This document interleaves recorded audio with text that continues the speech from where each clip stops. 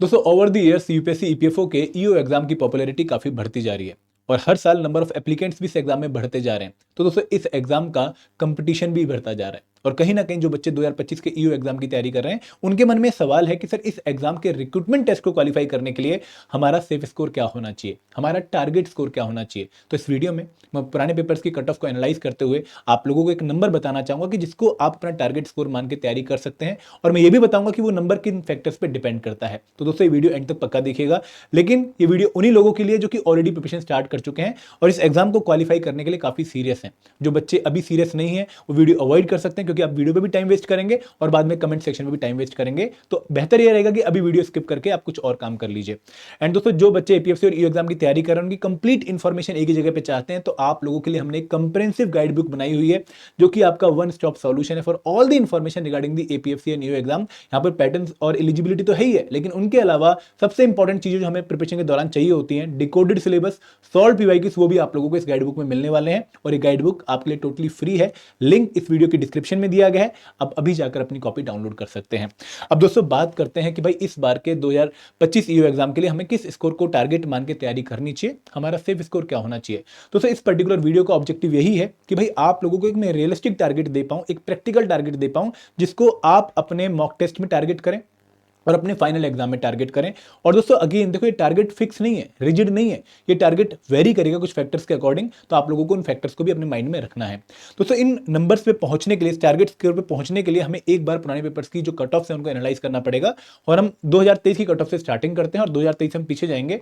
तो अगर मैं 2023 की कट ऑफ आप लोगों को बताऊं फॉर ईओ एग्जाम, तो यहां पर उससे पहले आप लोगों को तीन और फैक्टर कंसीडर करने चाहिए कि भाई जो भी एग्जाम की कट ऑफ होती है वो तीन मेजर फैक्टर पे डिपेंड करती है, जिनमें सबसे पहला फैक्टर होता है कि नंबर ऑफ पोस्ट कितनी थी, कि भाई उस एग्जाम की नंबर ऑफ पोस्ट कितनी आई थी उस साल। तो 2023 में ईओ एग्जामिनेशन की 418 वैकेंसीज के लिए एग्जाम कंडक्ट हुआ था और इन पर्टिकुलर वैकेंसीज के लिए कितने लोगों ने कंपीट किया वो हमारा सेकंड फैक्टर है।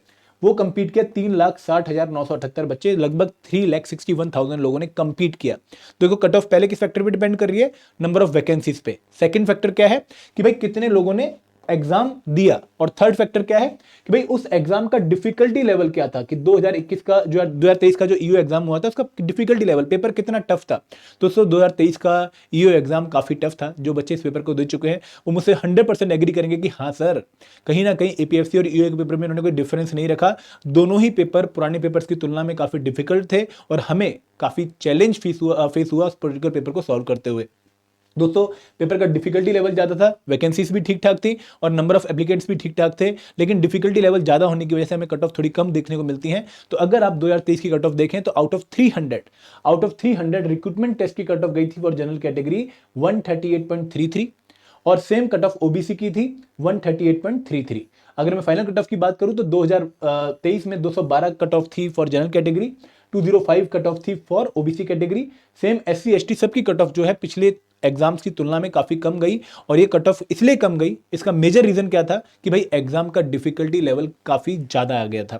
तो ये एक इंपॉर्टेंट फैक्टर था जिसने कट ऑफ को काफी जो है चेंज किया, मॉडिफाई किया। क्योंकि अगर आप अभी 2021 की कट ऑफ देखें तो 2021 में number of post almost equal थी, 418 2023 में थी और 421 2021 में थी। और यहाँ पर भी जो नंबर ऑफ एप्लीकेंट है वो थोड़े कम थे, 2,30,000 जो है एप्लीकेंट थे। और यहाँ पर पेपर का जो लेवल था दोस्तों, डिफिकल्टी लेवल, वो थोड़ा मॉडरेट लेवल का था कंपेयर टू 2023 एग्जाम। 2023 का पेपर काफी डिफिकल्ट था और उसके कंपैरिजन में 2021 का जो पेपर था वो कंपैरेटिवली इजी या मॉडरेट लेवल का हम कहेंगे, क्योंकि दोस्तों कट ऑफ भी आपको वही इंडिकेशन दे रही है कि भाई यहाँ पर कट ऑफ गई थी 187.39 आउट ऑफ 300। तो 2023 की तुलना में मोर देन 50 मार्क्स के आसपास एक कट ऑफ है फॉर जनरल कैटेगरी। अगर आप एससी एसटी कैटेगरी की बात करें तो यहां पर भी आप लोगों को कम से कम 40 नंबर का डिफरेंस देखने को मिलेगा। तो कट ऑफ डाउन नहीं गई है, कट ऑफ काफी हाई गई है अगर हम 2021 के कंपैरिजन को देखें 2023 के कंपैरिजन से। तो सो यहां पर आप लोगों को एक जो है इंडिकेशन मिल रहा है कि भाई जो डिफिकल्टी लेवल है पेपर का वो कहीं ना कहीं एक बहुत बड़ा डिसाइडिंग फैक्टर था कट ऑफ के लिए। और नो डाउट एक और फैक्टर कंपटीशन लेवल भी था, नंबर ऑफ एप्लीकेंट्स भी थे, but this was the major factor. अगर हम इससे थोड़ा और पीछे जाएं 2017 की कट ऑफ को भी चेक करें तो 2017 में 257 पोस्ट थी, ठीक है, और यहां पर नंबर ऑफ एप्लीकेंट जो थे वो 1,46,000 थे, तो काफी कम नंबर ऑफ एप्लीकेंट थे। और इस टाइम पर पैटर्न भी डिफरेंट था। 2017 में क्या था कि भाई 100 मार्क्स का आपका रिक्रूटमेंट टेस्ट था और 100 ही मार्क्स का आप लोगों का इंटरव्यू था और इंटरव्यू और रिक्रूटमेंट टेस्ट की जो वेटेज थी तो 50-50 थी। अभी 75-25 है, उस टाइम 50-50 थी। तो जो कट ऑफ गई थी फॉर जनरल कैटेगरी 49.50 थी आउट ऑफ 100, आउट ऑफ 100 ये 49.50 थी और final cut off out of 200 110.83 थी। तो ये कट ऑफ भी अगेन अच्छी खासी है, 50% के अराउंड कट ऑफ है। तो यहां से हमें क्या लेसन मिलता है कि भाई 2025 के लिए हमें क्या ज्यूम करना चाहिए, वो आपको समझाता हूं मैं कि भाई 2025 का अगर आप एग्जाम दे रहे हो तो यहां पर आपने कुछ की फैक्टर्स को जो है ध्यान में रखना है। पहला की फैक्टर क्या है कि भाई नंबर ऑफ वैकेंसी इस बार और कम होने वाली हैं। 2017 में 257 वैकेंसीज थी, 2021 में 421 वैकेंसीज थी, 2023 में 418 वैकेंसीज थी और इस बार नंबर ऑफ वैकेंसीज पिछले कई सालों की तुलना में सबसे कम आने वाली हैं। तो ये एक बहुत इंपॉर्टेंट फैक्टर होने वाला है जिससे हमारा कट ऑफ मॉडिफाई होने के चांसेस हैं और सेम हमारा टारगेट स्कोर मॉडिफाई होने के चांसेस भी हैं। तो सेकंड चीज क्या है कि भाई इस बार जो नंबर ऑफ एप्लीकेंट हैं वो आपको पिछली बार से ज्यादा ही देखने को मिलेंगे, कम देखने को नहीं मिलने वाले। क्योंकि दोस्तों इस एग्जाम की अवेयरनेस काफी बढ़ती जा रही है, इस एग्जाम की पॉपुलैरिटी काफी बढ़ती जा रही है।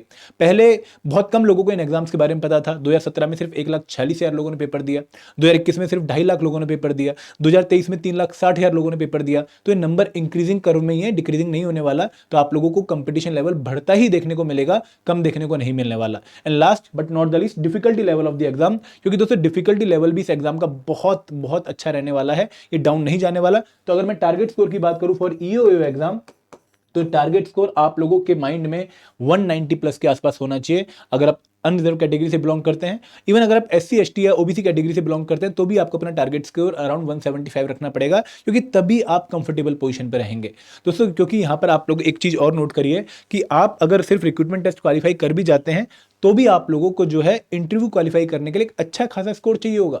आप रिक्रूटमेंट टेस्ट की कट ऑफ जस्ट क्वालिफाई करने से इंटरव्यू क्वालिफाई करने में जो है असमर्थ फील करेंगे, क्योंकि इंटरव्यू की कट ऑफ और फाइनल कट ऑफ और रिक्रूटमेंट टेस्ट की कट ऑफ में मोर देन 75 मार्क्स का डिफरेंस आता है।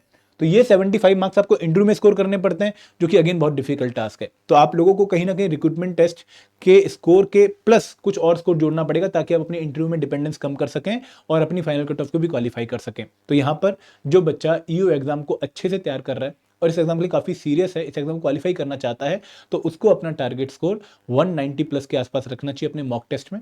और दोस्तों अगर आप अनरिजर्व कैटेगरी के अलावा किसी और कैटेगरी से बिलोंग करते हैं तो आप लोगों को अगेन 175 का स्कोर मान के तैयारी करनी चाहिए।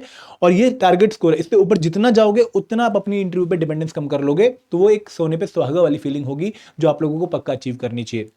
एंड दोस्तों ये नंबर लाने आसान नहीं है, मैं तो एक नंबर आपको दे रहा हूं, लेकिन इस नंबर को लाने के लिए आपको बहुत मेहनत करनी पड़ेगी, क्योंकि यहां पर इस एग्जाम में कंपटीशन क्योंकि लिमिट नहीं है, प्लस एग्जाम का डिफिकल्टी लेवल काफी है। तो आप लोगों का कंपटीशन काफी अच्छे बच्चों से, क्रीम से है।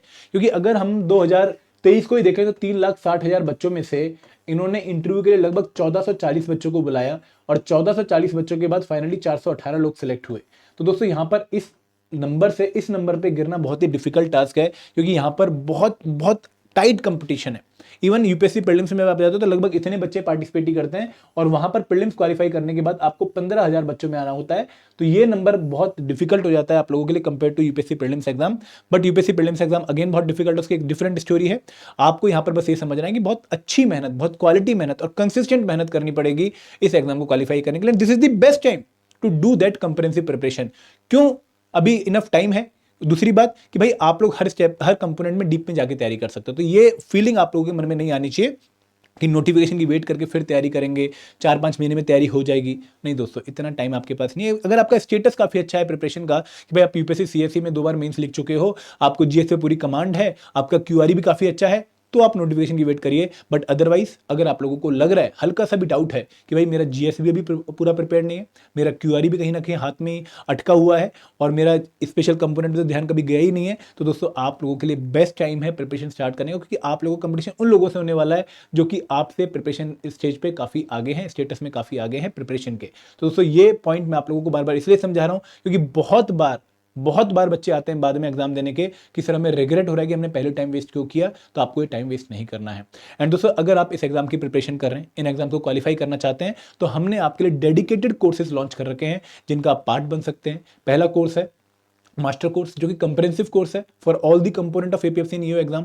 आप उस कंपोनेंट में कोर्स में अगर आप एनरोल करेंगे तो आपको एपीएफसी एग्जाम के जितने भी कंपोनेंट उनके लिए नोट्स, क्विज, आपको चैप्टर वाइज वीडियोस, आपको फुल लेंथ मॉक्स, आपको मेंटर टॉक सेशन, हर चीज मिलेगी जो आपकी प्रिपरेशन को काफी स्मूथ बना देगी। दोस्तों कंप्रेहेंसिव कोर्स है, इनफ में नहीं बोलूंगा, कंप्लीट में नहीं बोलूंगा, लेकिन कंप्रेहेंसिव है।